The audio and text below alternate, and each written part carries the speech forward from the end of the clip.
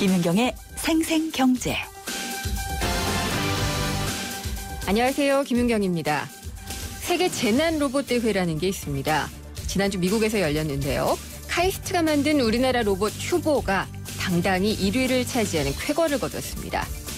쟁쟁한 미국과 일본 업체들을 제치고 휴보가 1위를 차지했다는 거는요. 우리나라도 곧 로봇 강국으로 발돋움할 것이라는 의미가 아닐까요? 아직 미국 현지에 계시는 휴보 아빠 오준호 교수님 직접 연결해서 얘기 들어보도록 하겠습니다. 삼성그룹이 지배구조 개편을 위해 계획하고 있던 삼성물산과 제일모직의 합병 다들 알고 계시죠? 그런데 이게 추진되려면 주주총회를 거쳐야 하는데요. 갑자기 3대 주주로 등극한 미국의 헤지펀드가 제동을 걸고 나섰습니다. 이 뭘 원하는 걸까요? 그리고 이럴 때 삼성, 또 일대 주주인 국민연금은 뭘 할 수 있을까요? 오늘 생생포커스에서 자세하게 분석을 해보도록 하겠습니다. 김윤경의 생생경제 1부 시작합니다.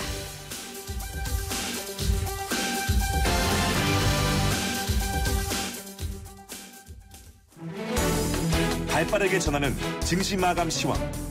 따끈따끈한 오늘의 증시 소식과 함께 심층 분석 시작합니다. 오늘의 증시 분석. 김윤경의 생생경제 베러앤디퍼런트 르노삼성자동차 제공으로 1부 시작하겠습니다. 오늘의 증시 어떻게 끝났는지 알아보겠습니다. SK증권 명동지점의 김춘석 부장입니다. 안녕하십니까? 네, 안녕하십니까? 오늘 코스피, 코스닥 어떻게 끝났나요? 오늘 코스피 거래소는 2.91포인트 마이너스로 끝났습니다. 2065선에서 끝났고요. 코스닥은 플러스 9.16포인트, 716.43포인트로 끝났습니다. 거래소 쪽은 외국인들이 한 740억 정도 순 매도를 하면서 주가를 끌어내는데 일조를 했고요. 네. 오히려 외국인들이 코스닥 쪽에서 한 350억 정도 순 매도를 들어왔습니다. 마찬가지로 기관도 역시 거래소는 팔고 코스닥을 사는 그런 모습을 보여주고 있는 상태고요. 상대적으로 거래소보다는 코스닥이 강한 모습을 많이 보이고 있습니다. 특히 거래소 쪽에서는 보면은 삼성전자라든가 반도체 관련주들 그리고 또 현대차라든가 이런 자동차 관련주들이 많이 빠지면서 주가를 좀 끌어내리는 그런 모습을 보이고 있습니다.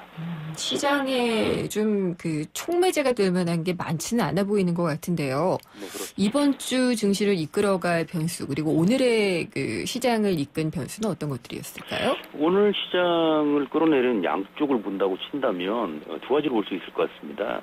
하나는 미국 시장이고요. 네. 하나는 우리나라 시장의 기준금리 인하 기대감인데 한때는 미국 쪽에서 뭐 여러 가지 경제 지표가 안 좋게 나오면 오히려 주가가 급등하던 때가 있었습니다. 그렇죠. 금리 내릴 거니까요. 여러 가지로 예. 이제 미국 시장 자체가 어떤 대책을 강구할 것이다. 뭐 네. 이런 얘기가 나와서 그랬는데 이번에는 오히려 이제 뭐 아시는 것처럼 비농업 부분의 신규 고용 자체가 아주 좋게 나왔죠. 예상이 22만 8천이었는데 28만이 나왔습니다. 그러다 보니까 뭐 9월 달에 미국 금리 인상 자체가 기정사실화되는 그런 분위기입니다. 그래서 네. 그런 부분 자체가 이제 아무래도 우리 시장에도 대형적으로 영향을 좀 미쳤다고 볼 수 있을 것 같고요. 반대적으로 보게 되면 지금 뭐 급격한 엔저 현상 그리고 네. 앞서 말씀드린 미국의 금리 인상 뭐 예상 뭐 이런 부분 때문에 상당히 지금 안 좋은 그런 모습을 보이고 수출조 관련되어 가지고 그렇지 않아도 기준금리 좀 내려야 된다는 얘기가 나오고 있었지 않습니까? 네. 그런데 이제 요 근래 나왔던 메르스 중동 호흡기 증후군 때문에 지금 그렇지 않아도 조금 살아나는 모습을 보였던 여러 소비 같은 것들이 다시 주춤거리는 모습을 보이고 있습니다.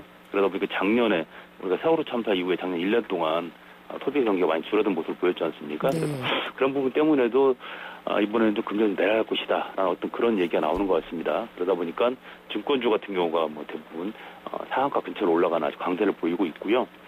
요새 가장 핫한 뉴스는 뭐 삼성그룹 지배구조 관련입니다. 네. 삼성물산과 제일모직 합병에 엘리엇이라는 그 미국계 사모펀드가 반대를 하고 나섰는데요. 이 부분 자체 때문에도 자체 때문에 올라갔던 삼성그룹 관련주들이 오히려 오늘은 빠지는 모습을 보여가지고 좀 이체적인 모습을 보이고 있습니다. 삼성물산도 오늘은 떨어졌나요? 아침에 강하게 시작을 했다가 네. 결국은 마이너스 끝나는데 5,600원 마이너스 7.36%가 빠져서 7만 500원에 끝났습니다. 그러니까 여러 가지 것들이 혼재되는 모습을 보이고 있죠. 그러니까 지금 H상투에 보게 되면 엘리엇 펀드하고 삼성그룹하고 어떤 뭐 추가적인 찬성표 모기 뭐 이런 것 때문에 이제 뭐 주가가 올라갈 것이라는 얘기도 나왔었지만 반대적인 얘기도 나오고 있습니다. 만약에 합병이 무산된다고 했을 경우에는 삼성물산 주가 자체가 좋을 수는 없겠죠. 네. 그래서 그런 부분도 이제 반영되는 부분도 있을 것 같고요. 여러 가지 요인 때문인 것 같습니다만 아무튼 오늘은 좀 안 좋은 모습을 보이고 있습니다. 주가가 내리게 되면은 엘리엇도 손해 보는 거잖아요. 그렇습니다. 그러니까 네. 이게 이제 뭐 좀 조금 더 뚜껑을 열어봐야 알 수 있는 부분인데 네. 과연 엘리엇 쪽에서 어떤 의도를 가지고 있는가를 좀 봐야 될 것 같습니다. 그러게요. 아시는 것처럼 2002년에 뭐 소버린, 네. SK를 상대로 했던 소버린이라든가 2004년에 마찬가지로 삼성을 상대로 했던 헤르메스 같은 경우는 단기적으로 치고 빠지는 그런 모습을 네. 보였었거든요. 근데 이번에는 좀 내용이 좀 다르다는 얘기도 있습니다. 왜냐하면 이쪽 이 엘리엇 펀드라는 쪽은 이쪽이 상당히 그 운영 규모가 큰 그런 업체거든요. 네. 그러다 보니까 이쪽이 단순하게 시대책만 들고 들어온 건 아니다라는 그런 분석도 나오고 있습니다. 또 어찌 됐든 간에 앞으로의 진행 상황 자체는 조금 유동적이지 않느냐 뭐 이렇게 볼 수 있을 것 같습니다. 네. 이번 주에는 또 금리 결정에는 금통위도 있고요. 네. 예. 그 밖에 또 어떤 게 영향을 미칠 수 있을까요? 오늘 일본의 성장률은 좀 잘 나온 것 같은데 그러면은 엔저가 좀 약화될 수 있는 건 아닐까요? 지금 사실 이제 그 말씀하신 것처럼 하나씩 풀어나가 보면 이번 주 목요일날 이제 금통위가 있고 선물 옵션 동시 만기가 있습니다. 네. 그래서 그 부분도 하나의 영향을 미칠 수 있을 것 같고요. 또 하나는 다음 주 월요일부터 시행되는 주식시장에 있어가지고 가격 기합부 확장입니다. 네. 발행률이 30%가 늘어나는데요.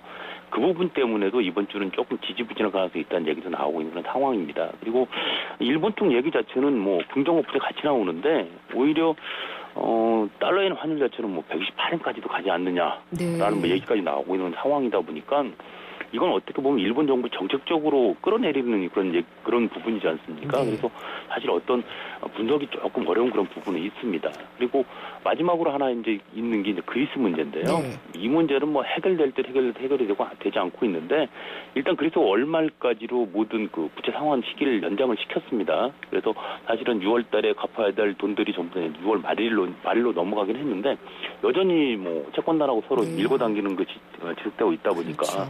이것도 하나의 어떤 불안 요소는 될 수 있을 걸로 보여지고 있습니다. 하지만 알겠습니다. 뭐 좀 지고 봐야 되겠죠. 네. 오늘 말씀 잘 들었습니다. 감사합니다. 네, 감사합니다. SK증권 명동지점의 김춘석 부장이었습니다. 오늘 하루 당신이 꼭 알아야 할 경제 뉴스는 중요한 경제 뉴스를 콕콕 집어드립니다. 네, 오늘의 주요 경제 뉴스 살펴보겠습니다. 뉴스원의 최명룡 기자입니다. 안녕하십니까? 네, 안녕하십니까. 최명룡 기자도 주말에 집에 계셨어요? 저는 놀러 다녔습니다. 아, 그래요? 네. 사람들 없는 틈을 타서. 근데 산으로 들러 나갔기 때문에요. 예. 사람들 모이는 곳은 가지 않았고요. 근데 백화점이나 이런 곳들은 텅텅 비었다고 그러더라고요. 그렇습니다. 주말에 고속도로도 좀 많이 교통 상황이 굉장히 좋았고요. 이게 아마도 메르스 여파로 내수시장 유통가에 실제로 이런 매출 감소가 나타나고 있는 것 같습니다. 그렇군요. 네. 어떤 식으로 나타나고 있나요? 이 대표적인 것이 영화관인데요. 이렇게 밀폐된 공간에 여러 명이 모이는 곳이니까 이 영화관 관람객 수가 급격하게 줄어들고 있다고 합니다. 네. 영화진흥위원회에 따르면 지난 6일 그 영화를 관람한 관람객 수가 68만 7,800명으로 집계가 됐는데요. 그 직전 토요일하고 비교를 하면 약 20% 줄어든 겁니다. 직전 토요일이 85만 명이었거든요. 예. 꽤 많이 줄었고요. 네, 금요일로 따져보면 금요일에 영화 관람객이 32만 5,200명 정도, 직전 금요일하고 비교하면 약 12% 줄어든 수치입니다. 꽤 많이 줄고 있군요. 그렇습니다. 아무래도 좀 겁이 나는 모습인 것 같습니다. 장보러도 잘 안 가시나요? 그렇습니다. 이 대형 할인마트 매출도 지역에 따라 좀 다르긴 한데요. 12% 정도 감소를 했다고 하고요. 네. 6월 초 1일부터 5일까지 이렇게 아주 짧은 기간을 비교를 한 거여서 일시적인 그런 현상으로도 볼 수 있겠지만 작년 동기와 비교하면 현저하게 줄어드는 모습을 보이고 있습니다. 네. 저는 주말에 공항에서 택시를 타고 집으로 왔는데요. 네네.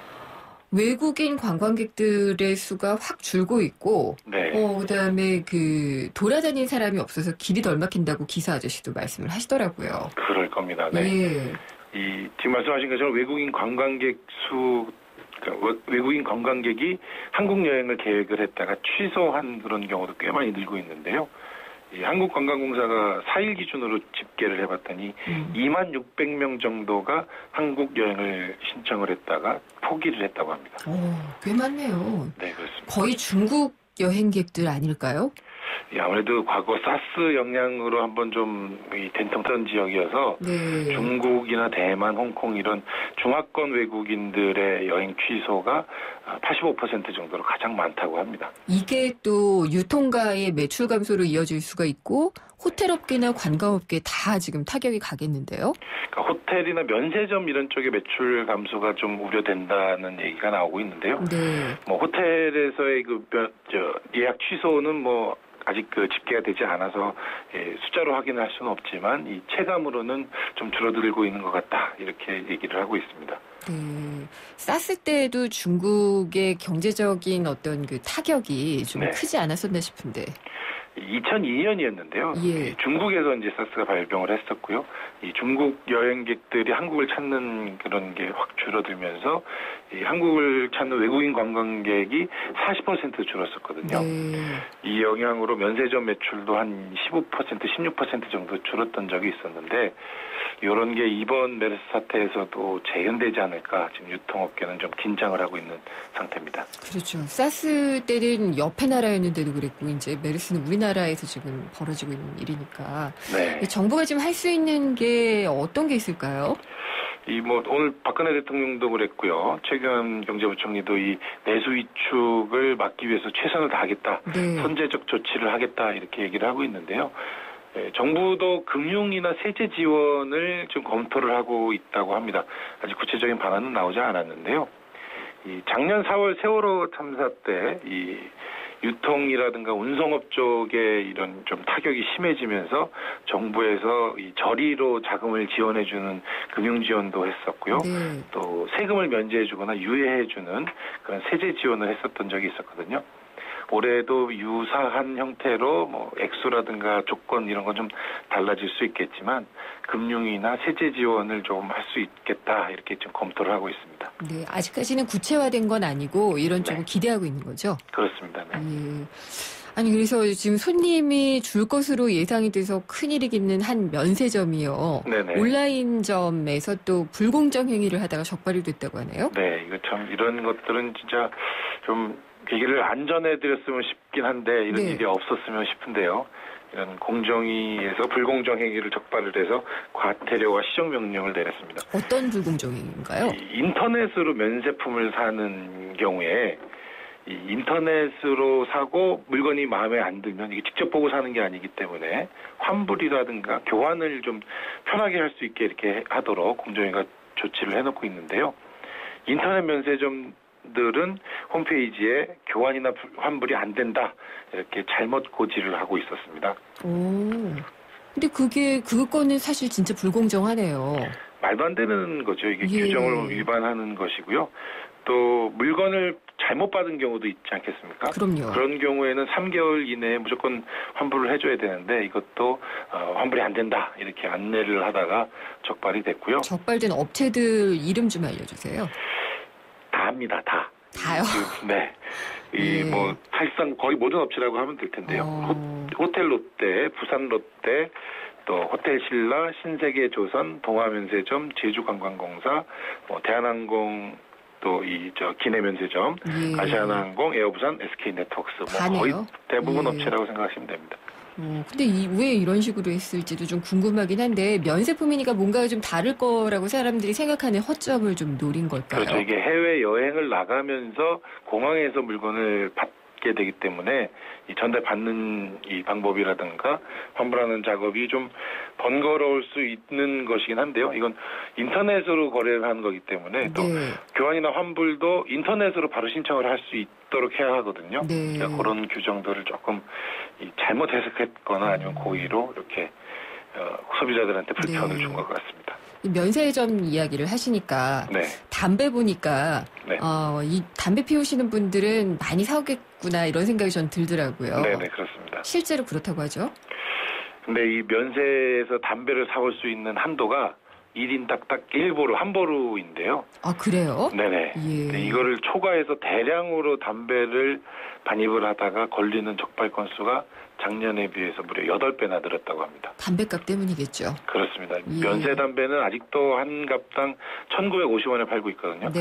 근데 시중에서 지금 팔리는 담배는 4,500원으로 연초에 2,500원에서 2,000원씩 뛰었지 않습니까? 네. 요게 다 세금으로 올랐던 거기 때문에 면세 담배는 요 가격 인상이 반영이 돼 있지 않습니다. 그러니까 이렇게 가격 차이가 크니까 네. 이 대량으로 이렇게 담배를 사서 밀반입을 하다가 적발이 되면 압수당하기도 하고요. 또 벌금을 내기도 하고 오히려 더 큰 손해를 볼 수 있다고 합니다. 근데 이거 뭐 숨길 수가 있나요? 이게 뭐 전수조사를 하는 건 아니고요. 네. 일부 뭐 이렇게 일부 짐을 이렇게 좀 짐을 이제 조사를 하다가 예. 뭐 시범 케이스로 걸리는 거기 때문에요. 이렇게 걸린 것만 해도 벌써 6배나 늘었다고 하니 실제로는 훨씬 더 많을 것 같긴 합니다. 술도 1리터 이상은 사올 수가 없더라고요. 그렇습니다. 네, 그런 것도 그냥 가방에 숨겨서 오면 되겠지라고 하다가 적발이 되는 경우도 있을 것 같고요. 그렇죠. 예. 네. 대포 통장 근절 위해서 뭐 많은 노력들이 좀 있는 것 같은데 장기로 사용하지 않은 계좌들은 거래를 제한한다. 네. 이런 얘기가 있군요. 그렇습니다. 1년 이상 거래가 안 된 그런 계좌들은 이제 앞으로 좀 사용 제한이 좀 될 것 같습니다. 13일부터 우리은행을 시작으로 하나국민은행도 이렇게 전 은행들이 돌아가면서 이런 제도를 시행을 할 건데요. 1만 원 미만의 잔고가 있는 통장은 1년 이상, 또 네. 1만 원에서 5만 원 사이는 2년 이상, 5만 원에서 10만 원 사이는 3년 이상 계좌가 거래가 안 됐으면 이제 좀 사용하기 어렵게 이렇게 네. 제한 조치를 두기로 했다고 합니다. 그렇군요. 은행권에 이렇게 그 장기 미사용 계좌 수가 9,100만 개나 된다고 하더라고요. 그러니까 통장을 만들어 놓고 잊어먹고 그냥 안 쓰고 있던 그런 계좌들이 꽤 많은 것 같은데요. 네. 이런 것들이 요 해당 사용 제한에 해당이 될 겁니다. 수입 과일 하면은 뭐니 해도 바나나였거든요. 네네. 근데 이 바나나를 제치고 등극한 품목이 있군요. 체리가 바나나를 제치고 수입과일 매출 1위를 차지했다고 합니다. 예, 가격은 별로 안 내리는 것 같은데. 그러게 말입니다. 예. 네. 어느 정도나 많이 수입이 되고 있나요? 대형마트들이 이제 조사를 해서 자체 조사를 한 거여서 이제 정확한 액수를 발표하지 않고요. 전체 비중을 얘기를 했는데요. 매출에. 예. 네네. 28.2%를 차지했다고 합니다. 체리가. 그렇군요. 네. 예. 체리가 2011년엔 6위, 2013년엔 3위였는데 네. 올해 1위까지 올랐고요. 가장 큰 원인이 한미 자유무역협정으로 네. 미국산 체리의 수입 관세가 24%가 철폐가 되면서 알겠습니다. 가격이 싸졌다고 합니다. 네. 오늘 말씀 잘 들었습니다. 감사합니다. 네, 고맙습니다. 뉴스원의 최명용 기자였습니다. 7월 동탄 이신도시 시범단지의 마지막 프리미엄이 완성됩니다. 남겨진 마지막이 아니라 아껴둔 마지막으로. 중심 가까이가 아니라 중심 그 가운데로 동탄의 핵심을 차지할 마지막 시범단지 금강 펜테리움 센트럴파크 3차. 문의 1899-5733 금강주택. 네, 생생경제에서 청취자 여러분께 선물 준비해 놓고 있습니다. 참 쉬운 중국어 문정아 중국어에서 드리는 10만 원 상당의 온라인 수강권 있고요. 동대문 디자인 플라자 DDP에서 6월 6일부터 지금 열리고 있죠. 앤디 워홀 라이브전 관람권 한 분당 4장씩 드리고 있습니다. 생생경제 들으시면서 이런 의견 있다 싶으시면요. 문자 보내주시면 저희가 추첨을 통해서 선물을 보내드리고 있는데요. 짧은 건 50원, 긴 건 100원의 정보 이용료가 부과되는 샵의 0945, 우물정의 0945번으로 의견 보내주시면 됩니다. 잠시 후 광고 듣고요. 2부에서 찾아뵙겠습니다.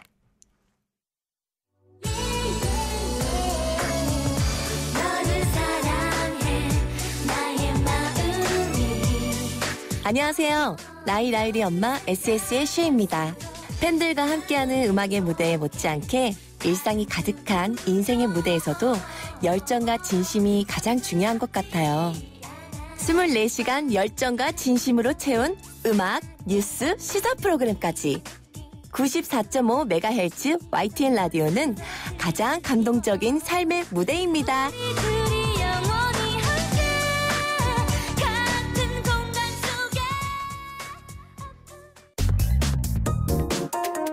우리 경제의 민낯을 한꺼풀 벗겨보는 경제 뉴스. 경제를 위한 새로운 시각. 김윤경의 생생경제.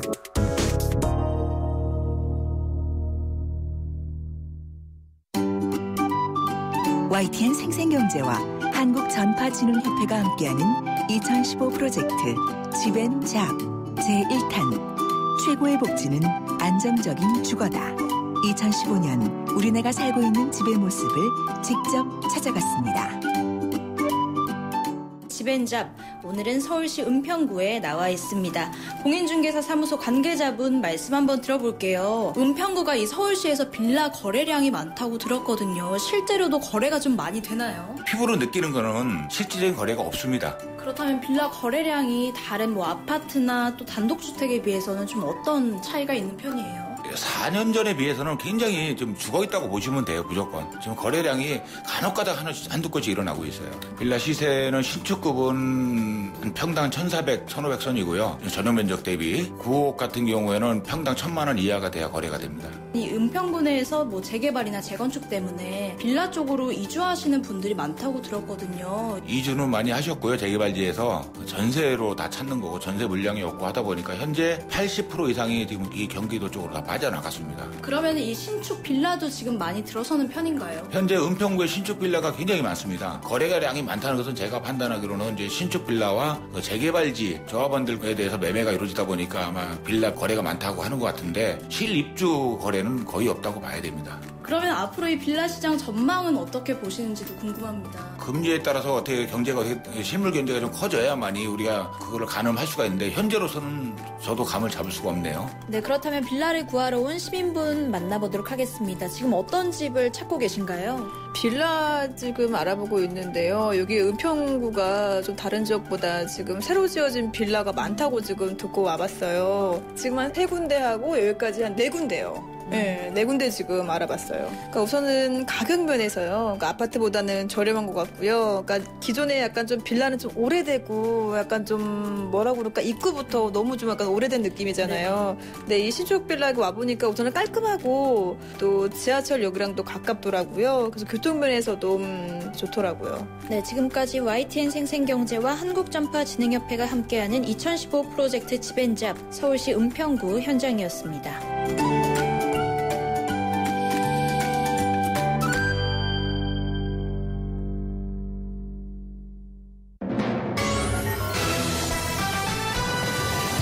경제 뉴스의 진실과 오류, 생생경제가 땄다. 오늘의 생생 인터뷰는 생생 인터뷰, 오늘의 인터뷰는요. 한국 최초의 인간형 로봇 휴보, 미국과 일본을 제치고 세계 재난 로봇 대회에서 당당히 1위를 차지한 이야기를 해보겠습니다. 김윤경의 생생경제 2부 함께하고 계십니다. 지금도 말씀드렸는데 지난주에요. 미국 캘리포니아주 포모나시에서 재난 로봇 대회, 이게 다르파 로봇 챌린지라고 해서 DRC라고 하는 대회인데요. 이게 열렸습니다. 여기에는 로봇 강국이라고 할 수 있는 미국과 일본을 비롯해서 24개 팀이 참가를 했는데 우승은 우리나라가 있습니다. 카이스트 휴머노이드 로봇 연구센터장인 오준호 교수님이 이끄는 휴보가 상을 탔습니다. 우리나라가 로봇 강국으로 가는 길이 더 가까워졌다 이런 생각도 드는데요. 아직 대회 이후에 미국 현지에 계시는 휴보 아빠 오준호 교수님과 직접 인터뷰를 해보도록 하겠습니다. 안녕하십니까, 오 교수님. 예, 안녕하세요. 네, 우선 이 세계 재난 로봇 대회에서 1등 하신 거 축하드립니다. 아, 감사합니다. 휴보한테도 좀 전해주고 싶은데. 예. 지금 귀국 준비하고 지금 완전히 기계를 정리하느라고 해체돼 있어서 좀 정하기 어렵죠? 아, 휴보가 지금 해체가 되어 있군요. 예. 그렇군요. 근데 이게 세계 재난 로봇 대회라고 하니까 좀 색다른데 이게 어떤 대회인가요? 아, 이 재난이라고 해서 우리가 생각할 때는 뭐 화재라든가 뭐 이제 건물 붕괴를 생각하지만 원래 취지가 그 후쿠시마 원전 사고가 났을 때 이제 건물이나 이런 건 파손되지 않았지만 그 지역이 심하게 오염되거나 그래서 사람이 들어갈 수 없을 때 로봇이 투입돼서 어떻게 이를 처리할 수 있을까 하는 거를 취지로 해서 만들어진 경기입니다. 그래서 우리가 생각하는 일반적인 재난 형태하고 좀 다르게 경기 내용이 자동차를 타고 현지에 들어가서 로봇 스스로 자동차에 내려서 문을 열고 들어가서 벽을 뚫고 거기에 있는 밸브를 잠그고 또 험한 길을 걸어가면서 장애물을 치우고 그 층계를 통해서 나오는 뭐 이런 이제 복합 미션이 되죠. 그게 혹시 그러면은 후쿠시마 원전의 그 환경을 재현을 해놓은 그런 그 공간인가요? 예, 그렇습니다. 그래서 그 형태를 보고 그거를 이제 좀 소규모로 상황을 만들어 놓은 거죠. 그래서 그거를 보통 이제 중복돼 있지만 그걸 하나씩 나누어서 그 형태를 만든 겁니다. 그러면은 처음에 이제 운전을 해야지 될 것 같고요. 밸브 잠그기 얘기를 하셨고 그 밖에 또 어떤 그 도전 과제들이 있었나요? 이제 그 운전을 하고 가는 것도 스스로 본인이 로봇이 뭐 다른 장비 없이 로봇의 눈으로 로봇의 손으로 운전을 하고 로봇의 발로 브레이크를 밟고 악셀을 밟으면서 목적지까지 가고요. 가서는 스스로 이제 그 차에서 내려야 됩니다. 그렇게 하고 이제 문을 열고 건물로 들어가면 이제 그 앞에 이제 그 벽이 막혀 있는데 벽을 손으로 뚫고 그 안에 있는 또 밸브를 또 열어야 되고 그리고 그다음에 그 울퉁불퉁한 길을 또 건너가야 되고 앞에 장애물을 또 손으로 치우고 그리고 또 물을 통과해서 층계를 나와야 되고 하는 이런 순서로 되게 돼 있죠. 와, 휴보 힘들었겠는데요. 어떤 걸 좀 제일 힘들어하던가요? 뭐 과정에서는 그중에 이제 서프라이즈 미션이라는 게 있어서 전혀 하지 못한 임무가 주어집니다. 이제 그 임무가 이제 그 전기 소켓에서 한 전기를 뽑아서 그 다른 전기 소켓에 꼽아야 되는 이제 이런 이제 미션이 갑자기 문제가 이제 그런 과제가 주어진 거예요. 그런 걸 하기가 이제 굉장히 어렵고 위험한 작업이었습니다. 그렇죠. 잘 해내든가요? 그래서 성공적으로 했기 때문에 저희가 끝까지 딱 한 거죠. 그러면은 이 과정을 쭉 돌고 나오는데 시간은 얼마나 걸리나요? 전체 시간, 그 경기 그 종목의 제한 시간이 1시간입니다. 1시간. 1시간 동안의 미션을 다 못 마치면 이제 마친 개수로 평가를 하고요. 다 마쳤을 경우에는 이제 누가 더 빨리 했나라고 하는데 그 완주한 팀이 3팀입니다. 그 중에서 저희가 제일 빠르게 43분 만에 이제 그걸 그 임무를 완수한 거죠. 그래서 저희가 1등을 하게 된 겁니다. 그러면 2위, 3위는 우리나라 팀인가요? 어느 나라 팀인가요? 저희 1위를 했고요. 2위는 미국 팀이고 3위도 미국 팀입니다. 근데 그 2위한 팀이 원래 그 보스턴 다이나믹스라고 해서 유명한 데죠. 유명하죠. 거기서 만든 아틀라스 로봇을 이제 가지고 국가에서 운영하는 그 IHMC라고 하는 그 인간 기계 그 인식 연구소라는 것에서 그것만을 연구하는 곳이 있습니다. 근데 거기가 뭐 당연히 우승 후보였는데 그걸 저희가 이제 이제 어떻게 보면 이긴 거죠. 그 2등을 했었고 3등은 이제 로봇으로 유명한 카네기 멜론대에서 이제 설립한 자회사에서 만든 아주 완전히 아주 괴물 같은 로봇이 있습니다. 그 로봇이 3등을 했습니다. 그렇군요. 우리나라 선수 휴보가 정말 장하네요. 근데 저 사실은 오준호 교수님 연구실에 가서 휴보 만난 적 있어요. 갔다가 하나 망가뜨릴 뻔했었는데.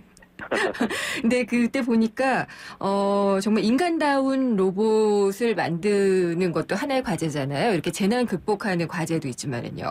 그래서 뭐 알버트 휴보 뭐 이런 것도 만드시고 그랬던 걸 봤거든요. 그렇죠. 근데 인간과 비슷한 모습을 한 것이 아니라 오늘은 인간이 할 수 있는 일을 제대로 해내느냐 이런 게 관건이 됐던 그런 대회였죠.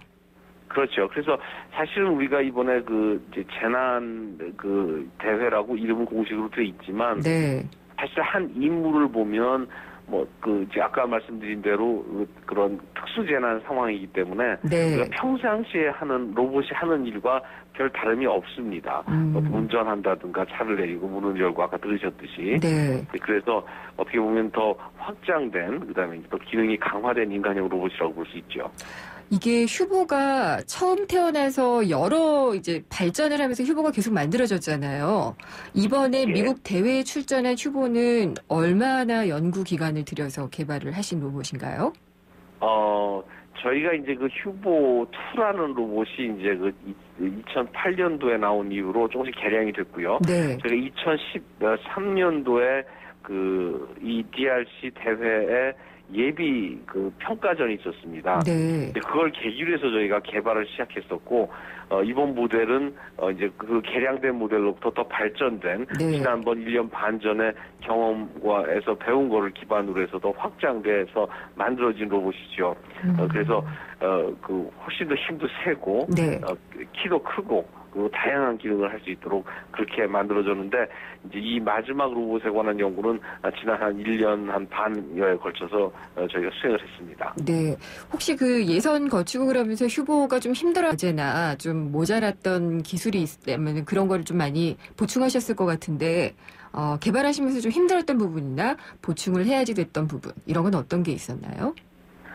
저희가 그 1년 반 전에 있던 평가전이 없었다면 아마 오늘의 결과도 없었을 거라고 생각합니다. 근데 저희가 겪었던 어떻게 보면 참담한 실패라고 그럴까요? 그다음에 정말 우리가 경험했던 정말 뜻하지 않게 경험했던 것들, 그것들이 이번에 그 로봇을 새로 거기 그런 모든 문제를 해결할 수 있도록 하게 되는 아주 기본적인 방향이 됐던 것 같아요. 그래서 이번에 느낀 것이 이번에 그 아주 우수한 로봇이 많이 출전했음에도 불구하고 일부 로봇들이 성능을 내지 못한 것은 그때 그런 경험들, 정말 진짜 야전에서 로봇이 실전에 나가서 겪었을 모든 문제들을 경험 못한 것이 그 좀 약간 다른 팀들이 힘들어했던 게 아닌가 하는 생각이 들 정도로 여러 가지 면에서 저희가 개선했습니다. 그래서 시스템의 안정성이라든가, 그 다음에 무슨 그 힘의 크기라든가, 그 다음에 보행이라든가 이런 안정성들, 뭐 여러 가지 면에서 그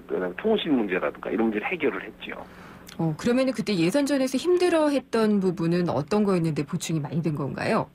예선전에서는 정말 부끄럽지만 경기를 시작을 못할 정도로 그냥 문 앞에서 30분 동안 서 있다가 키 오패당하고 나오고, 그다음에 시스템이 셋업이 안 돼서 셋업하다가 아예 출전도 못하고, 그래서 첫날 경기는 거의 뭐 그 포인트 제로로 이제 끝났고, 둘째 날 경기에 정신을 차리고 이제 좀 열심히 해서 겨우 중위권을 했거든요. 근데 그 당시에 사실 저희의 마음의 목표는 정말 상위권으로 가고 싶었는데 저희가 그 목표에 비해서 너무 준비가 미흡했다는 걸 깨닫게 된 겁니다. 그렇군요.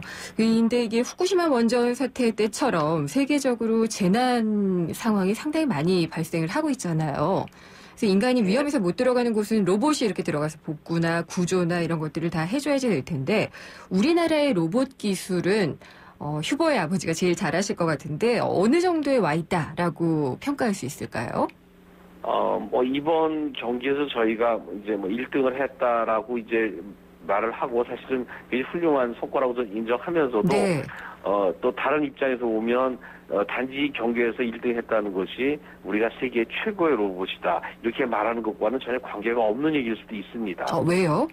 지금은 출전한 로봇들, 그 아틀라스 로봇이라든가 일본의 HRP2 로봇, 그다음에 이번엔 타타레스큐라든가 잭슨, 이런 로봇들은 정말 20-30년의 역사를 가진 세계 최고의 로봇들이고, 그런 의미는 뭐냐면 그런 로봇들과 어깨를 나란히 겨뤄서 우수한 성적을 냈다는 것 자체는 그들을 뭐 기술적으로 따라잡았다기보다는 그들과 이제 정말 우리도 내놓고 우리도 이제 이 정도 기술이 있다라는 거를 보여주고 인정받는 그런 계기가 됐다는 게 더 큰 의의라고 생각해요. 그래서 우리나라 뭐 로봇 기술이 열심히 하고 있지만 아직은 미국이나 일본, 그다음에 독일, 유럽들 정말 기술 선진국에 비해서는 아직은 우리가 그 뒤진 편이라고 생각합니다. 그러나 지금 우리가 보면 그들과 지금 이런 걸 계기로 해서 어깨를 나란히 하고 가는 것, 이것이 훨씬 중요하고, 이미 많은 분야에서 제가 아는 인간형 로봇 분야뿐 아니라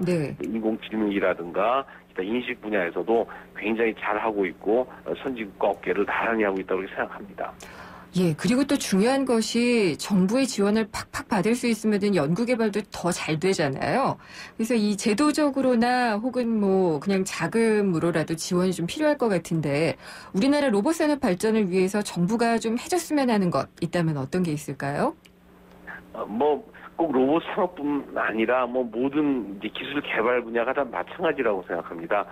중요한 거는 어떤 이제 이런 이벤트가 있고 또 성과가 있을 때 이제 반짝 지원하고 그다음에 좀 성과가 미진하면 또 쑥 들어가고 네. 그리고 이제 너무 눈에 보이는 성과를 가지고 평가를 해서 단기적인 지원이 이루어진다든가 아니면 너무 개량화된 계측 방법을 가지고 뭘 평가해서 그 연구비를 지원한다든가 하는 이런 문제들이 개선되고 정말 의미가 있고 진정한 연구라고 생각되면 꾸준하게 연구할 수 있는 꾸준하게 연구할 수 있는 이런 여건을 제공하는 것이 훨씬 더 중요하다고 생각합니다. 그래서 집중 연구, 벼락 연구 이런 것보다도 지속적으로 한 분야에서 끝을 볼 수 있도록 지속적으로 연구를 할 수 있는 게 의미가 있다고 생각합니다. 중요한 말씀입니다.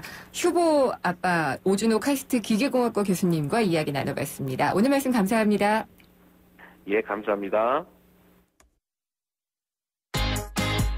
생생 알짜 부동산.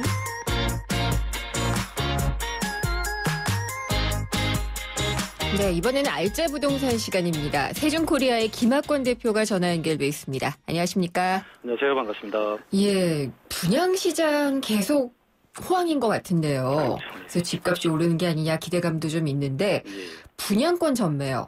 이게 3, 4년 전보다 굉장히 과열이 돼 있다라는 얘기를 들었어요. 그렇죠. 예. 어느 정도나 그런가요? 이게 이제 주택시장 정상화 측면에서 보면은 좀 기대감이 사실 있는 거죠. 예. 근데 이게 투기 수요가 많이 들어가서 거품 조장하면은 주택시장 왜곡될 수가 있는 건데요. 그렇죠. 분양권 전매 건수가 지난달에 월간 기준 최대치인 747건을 기록했는데 지난 3년간 예를 들어서 2012년에 92건, 2013년에 116건, 2014년에 245건인 것이 올 들어서 평균 380건으로 늘었고 지난달에만 747건이 기록됐으니까 엄청나게 늘어났거든요. 아니 왜 이렇게 저금리에다가 기대감에다가 분양시장이 많이 이제 호황돼 있고 또 청약 제도 간소화 이런 것 때문에 많이 늘었는데 한 현장에 예를 들면은 지난 4월 분양한 왕십리 뉴타운의 센트라스라는 현장이 있는데요. 여기는 5월 한 달간에 290여 건이 거래가 됐는데 여기 전체 분양 가구가 1029가구거든요. 그러니까 28%가 넘는 가구가 5월 한 달에 이게 거래가 됐기 때문에 상당히 많죠. 그래서 아까 얘기했던 대로 투기 수요가 아니면 가수요가 일부 시장에 조금 온기를 넣을 수는 있는데 이 사람들이 너무 시장에 많이 개입을 하게 되면 무주택자라든지 실수요자들이 내 집 마련하는데 큰 장애 요인이 될 수가 있다 이렇게 분석이 됩니다. 그러니까 적절한 가수요가 필요하다 지금 그런 말씀을 하셨잖아요. 그거는 지금 이렇게 시장이 침체됐을 때는 가수요가 일부는 좀 유입되는 게 시장의 활기를 불어넣을 수가 있죠. 그렇죠. 이게 약간의 촉매제가 되는데 그렇죠. 과도해지면 문제인데 그 과열과 과도의 경계를 우리가 잡을 수 없는 게 문제인 것 같아요. 그렇죠. 네. 근데 만약에 이렇게 신규 분양 시장 계속 호황을 보이고 그러면은 공급이 늘어나게 되잖아요. 어쨌든 간에. 그렇죠. 그렇게 되면은 2, 3년 후에 주택시장이 또다시 불안해질 수 있다. 이런 우려도 벌써부터 나오거든요. 그게 제일 지금 염려하는 부분인데요. 요즘에 건설업체 임직원들, 그다음에 금융권, 그다음에 신탁사 이런 직원들 만나면 2, 3년이 어떻게 되느냐. 그러니까요. 그럼 제일 걱정을 많이 하는데 사실 올해 지금 40만 가구 넘게 지금 공급한다 하거든요. 1월달, 6월달 상반기만 거의 한 23만 가구가 분양을 했으니까 우리가 유추해 보면은 부동산 투기가 정점이었던 것이 2006년이잖아요. 이때 상반기 11만 1,266가구가 분양을 했으니까 올해 상반기만 벌써 2배 정도 분양을 했거든요. 2006년과 그러면 올해가 좀 닮아 있다는 얘기네요. 그렇죠. 그때는 정점 분양 시장이 부동산이 굉장히 정점이었던 시장이고 지금도 분양 시장만 보면 그에 못지않게 지금 공급량도 많이 늘어나고 있거든요. 공급 과잉 공급에 대한 문제가 하나 있고 또 하나 이제 분양가가 저는 제일 관건이라 할 수가 있는데 동탄 이신도시라고 이제 2012년부터 분양을 했는데 여기 같은 경우 3.3제곱미터당 지금 현재 한 200에서 300만 원 정도 가격이 올랐어요. 저번에 얘기했다시피 보통 25.7평 기준으로 하면은 1억 정도 올랐으니까 소비자가 체감하는 것은 굉장히 크죠. 강남권도 한 300만 이상 올랐거든요. 우리가 시장에서 주택시장 4대 악재라는 게 있는데 4대 악재요? 그렇죠. 예를 들어서 지금 과잉 공급, 그다음에 금리 인상, 또 가계 부채, 내수시장 붕괴 이런 것들이 있는데 이제 이게 2, 3년 후에 서로 엇박자를 낼 경우 주택시장이 2009년에서 2012년까지 최악이었거든요. 우리나라 주택시장이 다시 집값이 다시 하락할 수 있다. 있다. 이런 염려들을 많이 하고 있죠. 그러니까 2, 3년 후면은 지금 4대 학대 중에서 금리 인상이 올 수도 있고요. 과잉 공급 이미 와 있다고 보고 있는 거고 과기업체도 계속 늘어나고 있는 거고 그러니까요. 내수 시장만 좀 이제 회복하려고 하는 추세인데 또 뭐 메르스가 와가지고 굉장히 안 좋아졌잖아요. 네. 그러니까 상당히 좀 불안합니다. 지금 시장 자체가. 예상할 수 없는 변수였죠. 이런 것들은. 그렇죠. 네. 근데 그 2006년에는 그래도 좀 돈이 많았잖아요.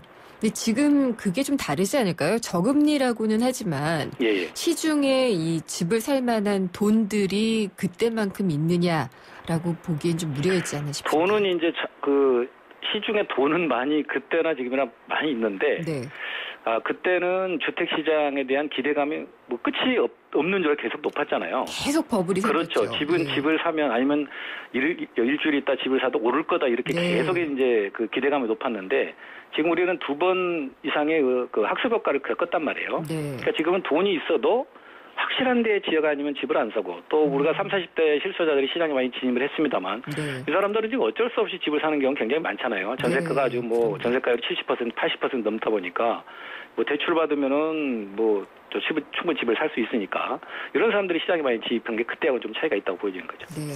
그래도 실수요자들이 집을 사고 있다. 이것은 중소형 아파트가 인기를 끄는 걸로 좀 확인할 수 있는 게 아닐까요? 확인할 수 있죠. 예. 중형 아파트 보면은 청약률, 매매가 청약 이게 상승률이 굉장히 좀 앞서고 있는데 이런 상황이 계속될까요?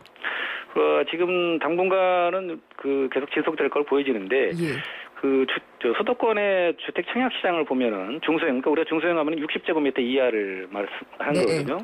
옛날에는 85까지를 중소형으로 봤는데 지금 85제곱미터를 이제 중형 이상으로 봐버리거든요. 청약률이 한 5배 이상 60제곱미터 이하가 높고요.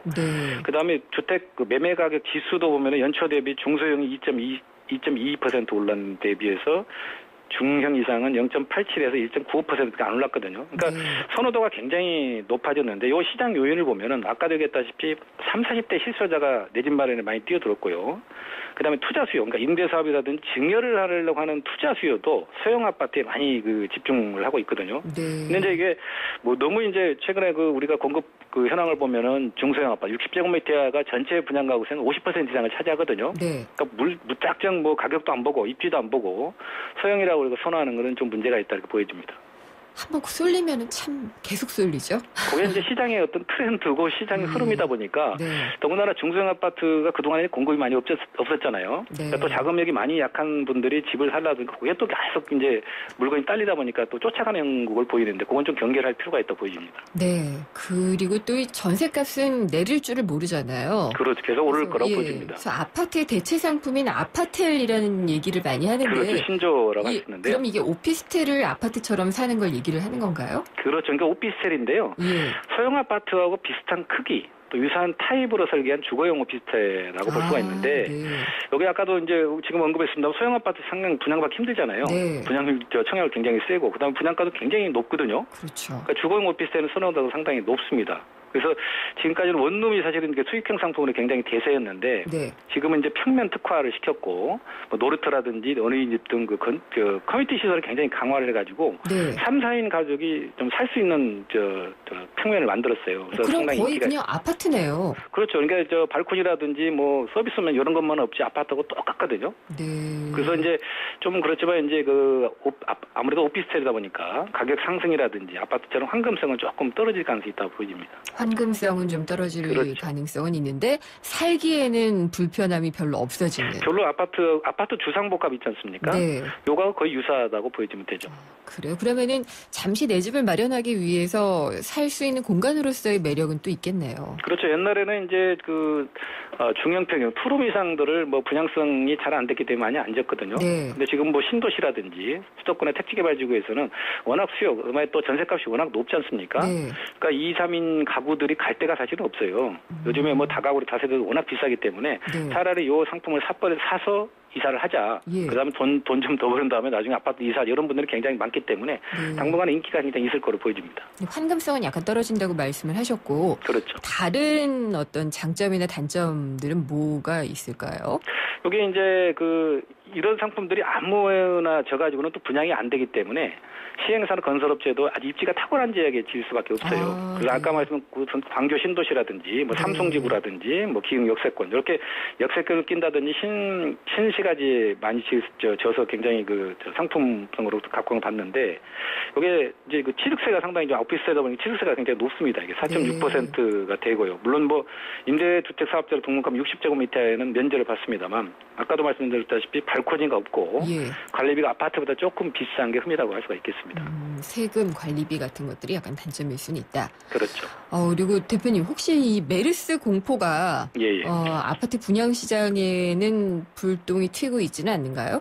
불똥 많이 튀고 있습니다. 그래요? 지역에 따라 차이가 상당히 있는데요. 어떤 식으로요? 저번 주에 이제 그 분양 시장을 모달에서 오픈한 데가 상당히 있는데 메르스 여파가 아직 없는 강원도 속초에서 모달에서 오픈했거든요. 대림 이편한 시장이 오픈해. 여기는 뭐 진짜 예상보다 한 수만 명 정도 많이 다녀갔는데 수도권 경우는 좀 틀린 것 같아요. 경기 안양에서 한양이 분양을 했는데 뭐 예상은 한 2, 3만 명을 예상했는데 한 10,000명 정도 안 온 것 같아요. 그래서 이번 주가 사실은 이제 모달하우스 오픈 정점이었거든요. 이번 12일이. 수도권하고 청주 현장들은 모두 연기를 했고 대부분 현장들이 지금 오픈을 조율 중에 있습니다. 그래서 분양 아파트뿐만 아니고 지금 재건축 총회라든지 대규모 사업 설명회도 연기를 하고 있어서 이게 메르스가 조금 가라앉지 않으면 그때까지 후유증이 좀 지속될 거라고 보여집니다. 알겠습니다. 오늘 말씀 잘 들었습니다. 감사합니다. 네, 감사합니다. 세종코리아의 김학권 대표였습니다.